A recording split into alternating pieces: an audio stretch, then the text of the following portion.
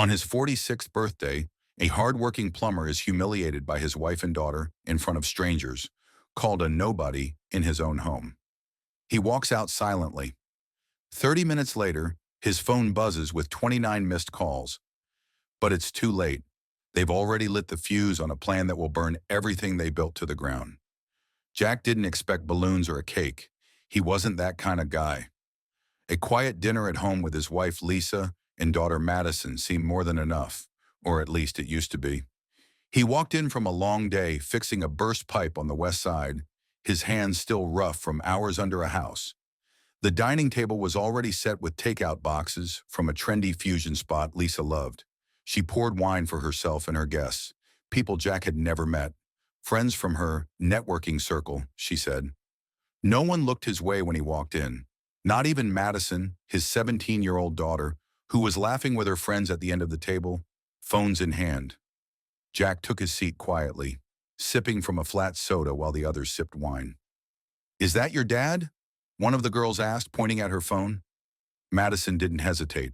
"Yeah, that's him. He fixes toilets for a living. Thinks that makes him a man." Laughter broke out, hers the loudest. Jack blinked. For a moment he thought maybe he misheard, but the sting in his chest confirmed it. "You're a nobody," Madison added, not even quietly. The room went still for a moment, just long enough for the words to settle in. Jack remembered when she used to call him her hero, when scraped knees and bedtime stories were enough to make her smile. That version of her felt like another life now. Lisa raised her glass. "Well, it's time you knew the truth," she said. She gestured across the table to a man Jack hadn't noticed before. A polished type, smug expression, probably never fixed a thing in his life. "This is Derek. He owns 3 restaurants in the city. He's more of a man than you'll ever be. You were always just temporary." Nobody spoke up. Nobody even flinched. Jack didn't yell, didn't flip the table. He stood up, walked upstairs, and packed a single duffel bag. He could still hear them laughing downstairs as he zipped it shut. When he stepped outside, the cold air hit him like clarity. He didn't slam the door. He didn't look back. 30 minutes later, parked at the edge of a darkened park, Jack's phone buzzed, then again, and again. 29 missed calls, 1 from Madison, 2 from Lisa. The rest, unknown numbers. And the last one? Derek. Jack smiled. They had no idea. They thought they'd won. They thought they'd buried a man. But all they did was wake one up. Jack didn't answer a single call. He turned his phone off, set it on the passenger seat, and didn't look at it again. Not that night, not for days. He slept in his truck, parked outside a 24-hour laundromat. It wasn't comfort, it was clarity, the kind of silence he hadn't felt in years. No guilt, no pressure, no expectations. Just air, cold and real, and the hum of machines through the glass. By morning, he was at a small diner he hadn't been to in over a decade, the kind of place where they knew your coffee order if you came more than twice. He took the corner booth, ordered black coffee, and pulled out his laptop. He wasn't looking for sympathy, he was looking for angles. Jack had built things from scratch before. His plumbing business, his name, his stability. He could do it again. But first he needed to dismantle the mess that stole it from him. He started with a divorce attorney, then a forensic accountant, then a tax law specialist. He wasn't after revenge. Not yet. He just wanted to understand what they'd taken and how deep the damage went. Then, for the first time in his life, he hired a private investigator. Yusef wasn't flashy, ex-law enforcement, quiet eyes, clean records. His specialty, domestic intelligence with legal guardrails. Jack didn't want a hit job. He wanted facts, proof, leverage. Yusef delivered. Within 72 hours, Jack had confirmation. Derek wasn't just Lisa's new lover. He was also cheating on her with a rotating cast of hostesses, interns, and one very vocal waitress who'd gotten him fired when she turned him down. Yusef handed Jack a thick envelope. Photos, receipts, timestamps, addresses, backgrounds. Derek looked successful on paper.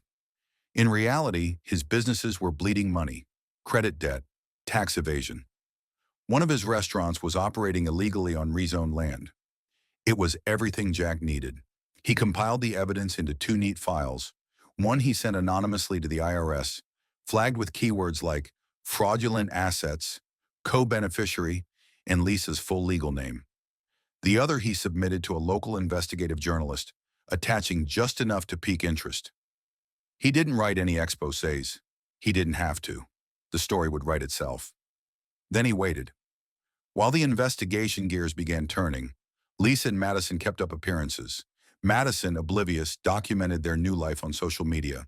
Shopping trips, Derek's flashy gestures, cocktails at overpriced lounges. Every post tagged, "Char new dad." Every video captured them spending recklessly. What she didn't know, every card swipe still linked to Jack, temporarily unfrozen, purposefully allowed. He let them run wild for a week, then he froze everything again.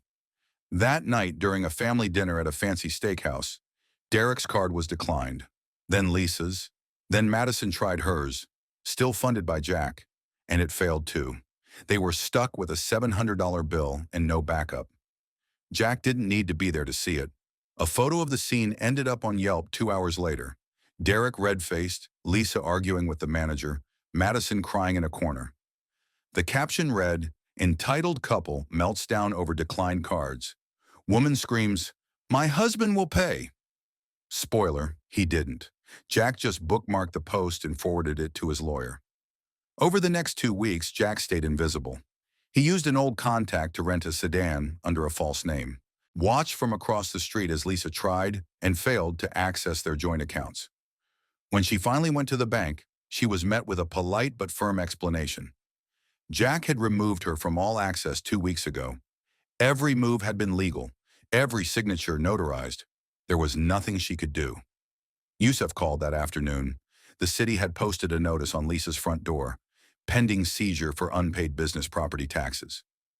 Lisa tore it down, screaming. Madison stormed onto the lawn asking why the Wi-Fi was out. Lisa didn't answer. She was too busy reading the small print, her face twisted with something Jack hadn't seen in years. Panic. The dominoes had started to fall. 3 days later, a news article went live. Restaurateur under investigation for tax fraud. Domestic partner linked as co-beneficiary. Lisa's face was in the thumbnail. Her employer saw it. She was suspended immediately. Derek's investors pulled out. His empire was unraveling fast. Madison's social accounts lit up with comments, screenshots of her birthday insults, recorded by one of her friends, surfaced online. The internet didn't like rich kids mocking working-class dads. Public opinion turned vicious. She went from smug to silent in a matter of hours. That night, Jack received 28 missed calls from Lisa. Her message was simple. "We need to talk. Please. You're ruining our lives." Jack didn't respond, not directly. Instead, he sent her a single photo, the moment she raised a wine glass during his birthday dinner, toasting her new life with Derek. Along with it, he added one sentence. "You toasted to freedom. Now drink it to the last drop." Jack never raised his voice. Not once. But every silence he'd endured, the dinners ignored, the backhanded comments, the whispered calls Lisa thought he didn't hear, was now being answered. Not in fury, in precision. Lisa's spiral began quietly. After the story broke, she took time off work to handle personal matters. She tried explaining to HR that the article was exaggerated.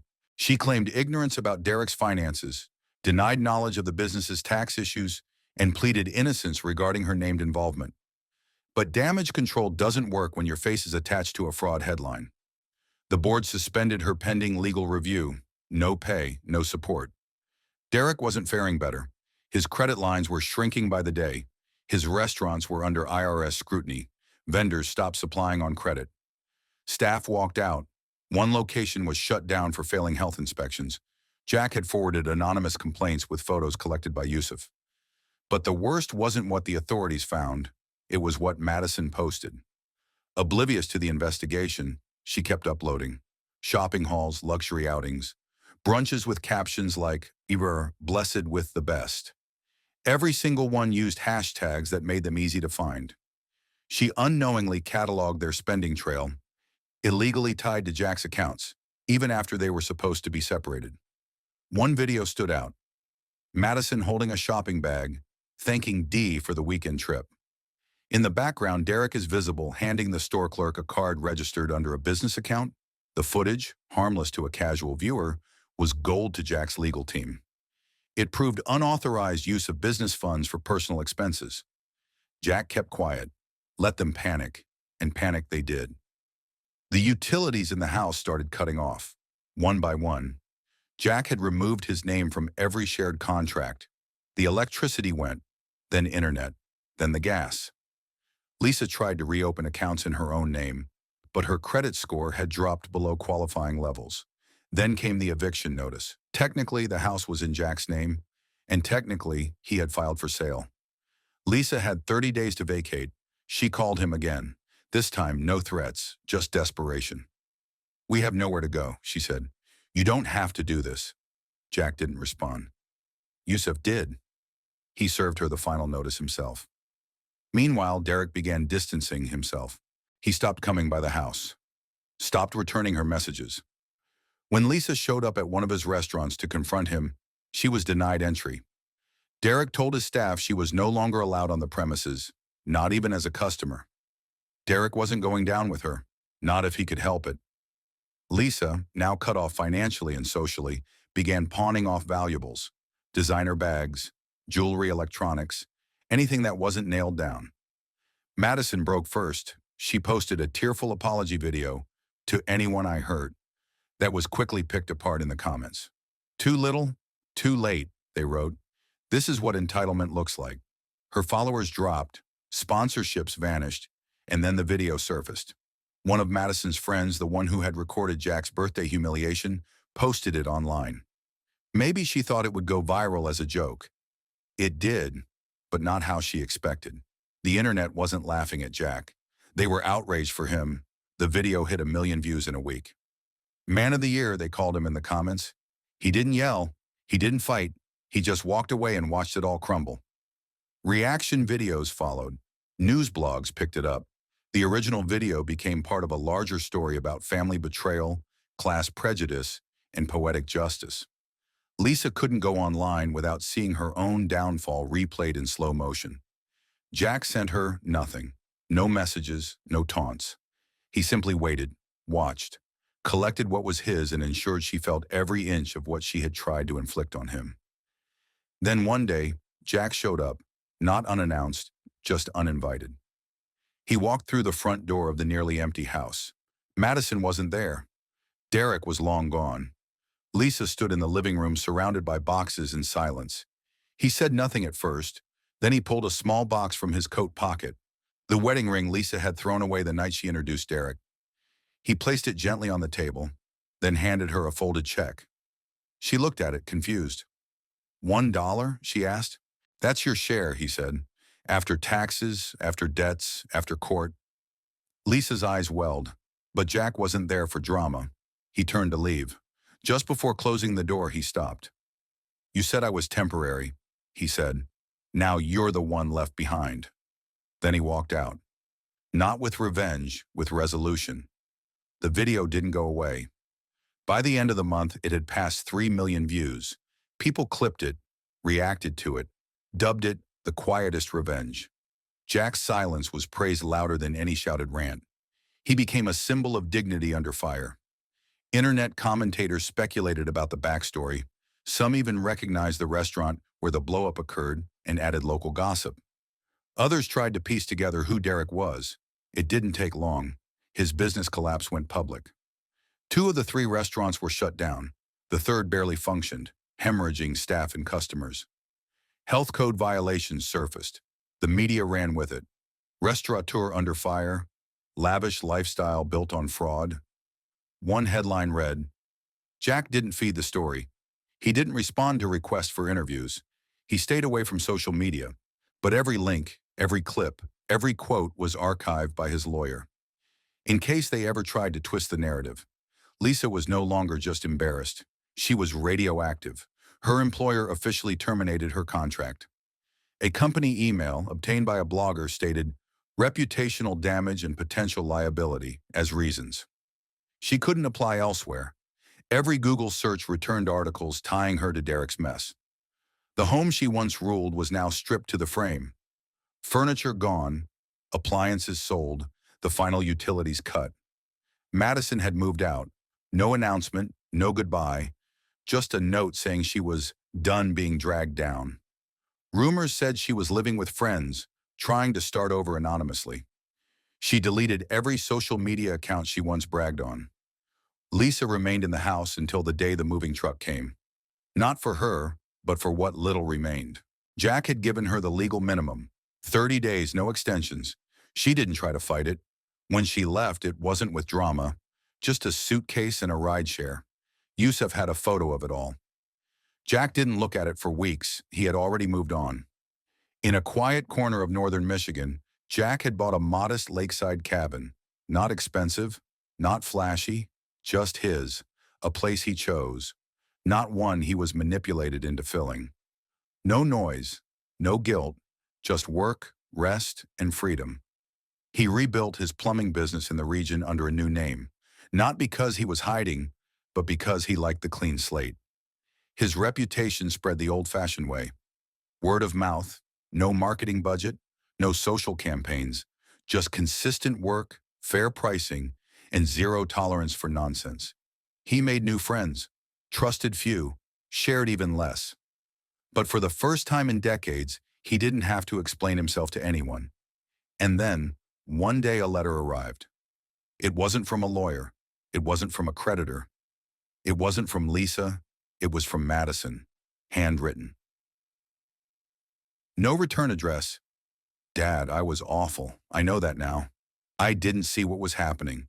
Or maybe I just didn't want to. You were always there for me, even when I didn't deserve it. I've watched that video 100 times. I hear what I said and I can't believe it came out of my mouth. I thought I was being cool. I thought I was above you. But now I'd give anything to have just one of those zoo days again. I'm not asking for forgiveness. Not yet. Just a chance. One day. To talk. Jack read the letter once, then again, then tucked it in his desk drawer. He didn't respond. Not out of spite. He just wasn't ready. He didn't know if he ever would be. Forgiveness, he believed, required sincerity, but it also required time. And Madison's time wasn't something he owed her anymore. Lisa tried to reach out once. Not a call, an email. Short, hollow. I'm trying to rebuild. I thought you should know I'm working again. Jack didn't reply. He didn't need to hear how she was surviving. He didn't care about Derek, who had filed for bankruptcy and disappeared from public view entirely. He had no interest in watching their collapse continue in slow motion. They had become background noise. What mattered now was the life Jack had carved from the silence they left behind. He was no longer the man who stood in his own home and got laughed out the door. He was no longer the ATM, the handyman, the afterthought. He was no longer temporary. Jack had proven something, to himself mostly, that patience can be powerful, that dignity has weight, and that sometimes justice doesn't need to be loud. It just needs to be complete. 1 year to the day after Jack left his old life behind, he stood on the porch of his lakeside cabin, coffee in hand. It wasn't a special day. No anniversaries, no birthdays, no reason for celebration, and that was the point. No chaos, no pressure, no guilt. Just another day lived on his own terms. The phone buzzed on the table next to him. A message from Yusuf. Final update. Derek filed for bankruptcy last month. No assets recovered. Lisa's working part-time at a diner near Grand Rapids. No fixed address. Madison moved out. Word is they're not speaking. Jack read it without emotion. He wasn't surprised. He wasn't angry. He wasn't even satisfied. It was just information, nothing more. He'd expected rage, vindication, relief. But what he felt was simpler. Detachment. The story had ended, and the characters had exited. Whatever followed wasn't his burden. Inside the cabin, the walls were lined with small, deliberate reminders of his new life. A photo of Jack shaking hands with the CEO of a regional construction firm, his biggest client to date. Another from a recent hiking trip with his brother, and one more, recent and quiet, a selfie with someone new. She wasn't flashy. She didn't brag about money or compare Jack to anyone else. She knew what it meant to build something from the ground up, to work with her hands, to stay when it would have been easier to leave. He didn't tell her everything, not yet, but she knew enough, and she never made him feel small. Jack had learned to trust again, carefully, slowly. Not everyone needed to pay for the mistakes of the few who had betrayed him. He'd paid that price already. He opened a drawer at his desk. Inside, still neatly folded, was Madison's letter from 6 months ago. He'd read it a dozen times since it arrived. Each time it felt a little less like manipulation, a little more like regret. But he still hadn't responded. It wasn't because he hated her. He didn't. He knew she was young, easily influenced, caught up in an image she thought mattered. But forgiveness, real forgiveness, required more than words. It required changed behavior, accountability, growth. He hadn't seen that yet, but he didn't close the door either. He left the letter in the drawer. That was something. Outside, a truck pulled into the gravel driveway. His crew had arrived. 2 new hires from the local trade school, both sharp, reliable, and hungry to learn. Jack stepped off the porch and greeted them with a nod. No need for speeches, just work. The kind that made sense. Later that evening, after the job was done and the truck was packed up, Jack stood alone at the edge of the lake. He thought about how far he'd come, not just physically, but emotionally. A year ago, he was mocked in his own home, laughed out by the 2 people he loved most. Today, he didn't even need them to know he was okay. He just was. Some would call what he did revenge. But Jack didn't see it that way. He never destroyed anything that wasn't already rotting. He never raised his voice, never broke the law, never stooped to their level. He exposed what was already there and let the truth handle the rest. And in the end, the truth did what it always does. It came out. Loudly, publicly, without apology. Jack didn't need validation. The world had already given it to him in comments, in articles, in silent nods from strangers who recognized strength and restraint. He had nothing left to prove. The cabin was quiet as the sun dipped behind the trees. Jack stepped inside, washed his hands, and opened his laptop. An email notification blinked. This time, not from Lisa, not from a lawyer. It was from a local college. He'd agreed to speak at a vocational seminar next month about resilience, craftsmanship, and what it means to rebuild after collapse. He accepted the invite because if there was one thing Jack had learned, it was this. Losing everything doesn't make you broken. Staying broken is a choice, and walking away stronger, that's legacy.